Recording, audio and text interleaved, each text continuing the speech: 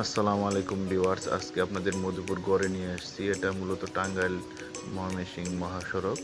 এটা আসলেও টাঙ্গাইল জেলাতে অবস্থিত।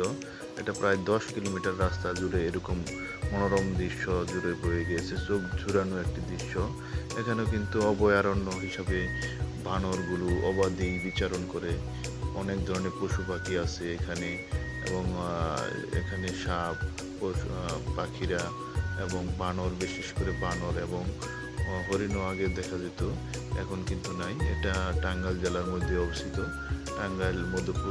টাঙ্গাইল হয়ে মধুপুরে আসবেন, মধুপুরের থেকে এই মধুপুর গড়টি আপনি অতিবাহিত করবেন এবং কি ময়মনসিংহ চলে যেতে পারবেন এই রাস্তা দিয়ে।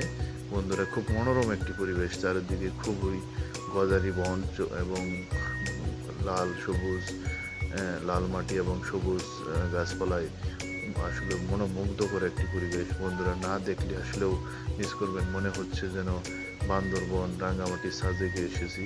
তার চেয়েও আমাদের এই সমতল ভূমির মধ্যে যদি এত সুন্দর মনোরম বন থাকে, খুব ভালো লাগবে। দেখুন বন্ধুরা, মধ্যপুরে আনারসও কিন্তু আমরা দেখতে পেলাম। আনারস কেবল রোপণ করা হয়েছে। দেখুন, আনারসের পাশাপাশি পেঁপেও কিন্তু লাগানো হয়েছে। খুবই ভালো একটি পরিবেশ। এখান থেকে সারা বাংলাদেশে আনারস ছড়িয়ে যায় কানাচে কানাচে, এবং সেটা খেতে খুবই সুস্বাদু এবং মিষ্টি। ধন্যবাদ বন্ধুরা, ভিডিওটি